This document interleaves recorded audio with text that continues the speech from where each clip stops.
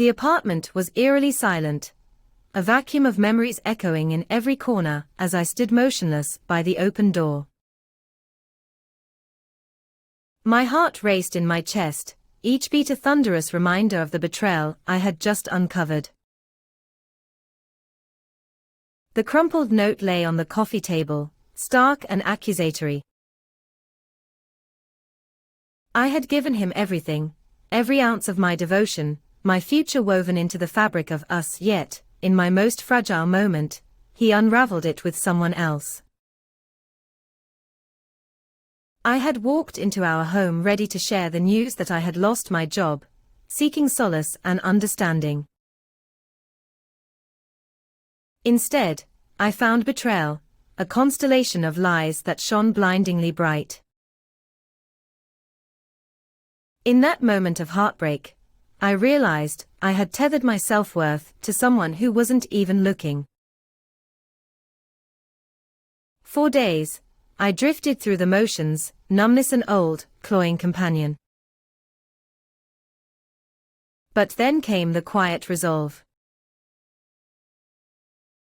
Without a word to him, or a glance backward, I packed my life into a single suitcase, and quietly slipped away from that city, leaving behind its latticework of memories and pain. The night air was cool against my skin, as I boarded a bus to anywhere except here. I vowed to untangle myself from the threads of his deceit and reclaim my own narrative, a life not defined by someone else's indifference. The first few months were the hardest. Loneliness embraced me like an old friend, breaking into fits of longing for what was and anger at what could never be. But somewhere in the solitary silence of a city that knew nothing of my past, I began to find slivers of strength. I threw myself into work, taking a job at a local bookstore, where stories became both escape and mirror. Each day, I rebuilt myself, words piecing together what was broken. I started writing, penning my thoughts every morning, my notebook gradually blooming with dreams deferred and rediscovered hopes. Slowly, the scars began to heal, transformed into marks of resilience rather than reminders of pain.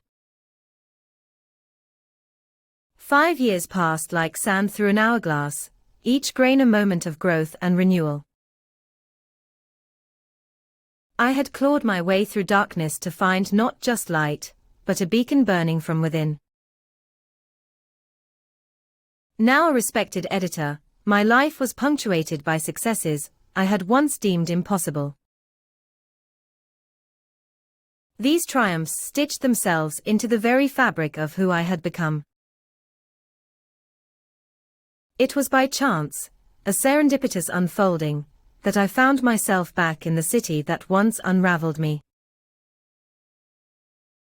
A conference brought me there, an affair of bustling corridors and impersonal pleasantries. But as fate would have it, the universe converged on a small cafe that I had loved long ago. I sat by the window, cradling a steaming cup, when he walked in. Time, that sculptor of souls, had aged him, carving lines of regret and weariness across his brow. I watched, unseen, as he ordered coffee, alone. For a moment, the past rushed back, an avalanche of what might have been. But where once there was longing, now lay acceptance. I no longer needed his validation or recognition. In that moment, from behind my shield of anonymity, I understood that the person sitting before me, frail under the weight of bygone days, was no longer my burden to bear. I rose, leaving the warmth of my seat behind, moving toward the door with a lightness that surprised me. As I paused, my hand resting on the cold handle, I glanced back once more. His eyes met mine through the glass, a fleeting collision of worlds once intertwined. I nodded, just a small dip of the head, a silent acknowledgement, a testament more to my journey than to any need of acknowledgement from him.